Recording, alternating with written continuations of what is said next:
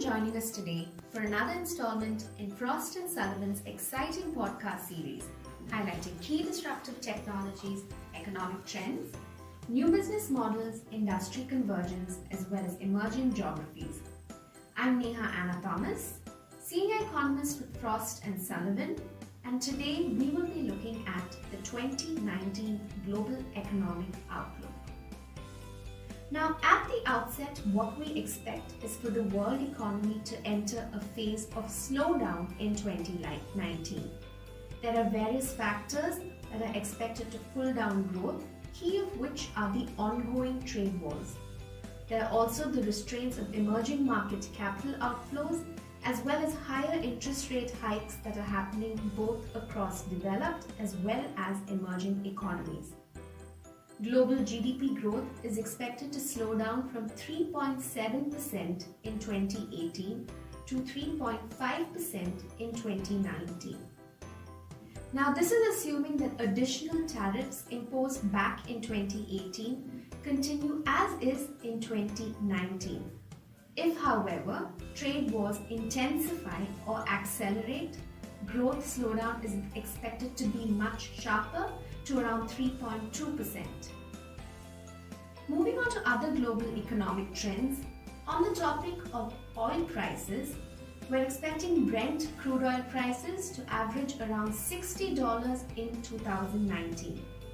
Now, while prices did pick up in 2018 to around $70 on average, there was a marked slowdown in the last quarter of the year on account of factors such as higher production from major producers such as US, Russia, as well as Saudi Arabia. Moving on to a regional economic analysis, our deliverable looks at 6 regions, and beginning with North America, covering US and Canada, we're expecting growth to slow down across both these economies in 2019. The US, of course, is expected to continue to face pressures from ongoing trade wars, with businesses having to deal with the impact of higher import tariffs by pursuing measures such as layoffs or passing costs to consumers, or even looking to relocate production in order to deal with these higher tariffs. Key economic developments that are expected to shape the future of North America, the first, of course, one is that of NAFTA, or NAFTA 2.0, which is the new trade deal that's expected to be ratified in 2019. The finalization and ratification of this particular trade deal should bring back a lot of manufacturing to North America. Failure to ratify NAFTA, however, is expected to create a lot of investor uncertainty across the region. Another very important economic trend, of course, is that of US interest rate hikes. So while rate hikes are expected to continue into 2019, the pace is expected to be much slower than in 2018. Moving over to Latin America, covering an analysis of Brazil, Mexico, Colombia, Argentina, and Venezuela. Brazil, Mexico, and Colombia are expected to see their growth recover in 2019. Argentina and Venezuela, on the other hand, are expected to remain in recession. A key economic risk to the region is its vulnerability to trade wars, both direct as well as indirect effects. Latin America, in fact, has a very large trade surplus with the US, which puts it at the risk of direct possible tariffs. The next region is Africa, covering Tanzania, Kenya, South Africa, as well as Nigeria. We're expecting to see growth acceleration across all these economies in 2019. The pace of growth, of course, is expected to be different, with South Africa and Nigeria expected to register growth in the region of 1 to 2%. Tanzania and Kenya, however, are expected to see nearly 6% growth. Looking at Europe more closely now, Germany, the UK, Italy, France, and Russia to be specific. We're already seeing growth slowing down across these economies, and we expect this trend to continue into 2019. A very important development in the region, of course, is that of Brexit. And with the recent voting down of the Brexit deal, there are various scenarios that could play out over the next couple of weeks. We could see a renegotiation of the Brexit deal, or perhaps an extension of the timeline that takes place for the negotiations.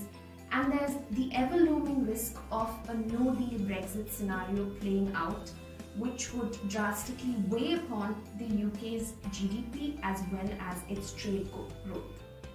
If, however, a deal is approved and a transition period comes into place, business is expected to remain as usual for about 21 months between the UK and EU, lasting until December 2020. Looking more closely at Germany, Germany has been pulled down by trade wars because of its nature as an export powerhouse. So we're seeing restraints both direct as well as on account of the indirect effect of trade wars. Now moving over to Italy, the country's economic outlook has brightened in the last couple of days because of the resolving of a standoff with the EU over the country's 2019 budget. So while our projections were weaker in the last quarter of 2018, the growth projections have improved for Italy. Now on to Middle East, covering an analysis of Saudi Arabia, Qatar, Iran and Turkey. While we expect a pickup in growth in Saudi Arabia and Iran, Turkey and Iran are expected to see their growth contract. A key restraint to the region, of course, are the anticipated OPEC oil production cuts. Lastly, looking more closely at Asia Pacific, covering China, India, Japan, Indonesia and Australia. Looking at the emerging market China and India, we're expecting Chinese growth to slow down to 6.2% in 2019, which is quite a large slowdown, largely because of the ongoing trade wars. Of course, if trade wars accelerate or intensify, China is expected to come under a lot more pressure. India's growth is expected to marginally weaken, but it's expected to continue to remain on quite a high growth trajectory, with 7% growth projected for the fiscal 2019-2020. So on account of the trade wars, we are seeing a lot of decisions to relocate away from China or to move investments out of China, and at the same time, what this is doing is creating growth opportunities for countries such as Vietnam and Thailand. So Southeast Asia seems to be benefiting from a lot of the decisions to move investment out of China, with investors increasingly exploring setting up locations in these destinations. Based on the analysis explained above, I hope you have a fair summary of what can be expected for the world economy in 2019. Our 2019 Global Economic Outlook report provides much more detail and insight and has especially been designed to help improve your strategic planning capabilities for 2019. On that note, we hope you enjoyed this session. For further insights, please join us for future podcasts and become a member of our Leadership Council. To get started, email us at myfrost@frost.com. Thank you for joining us.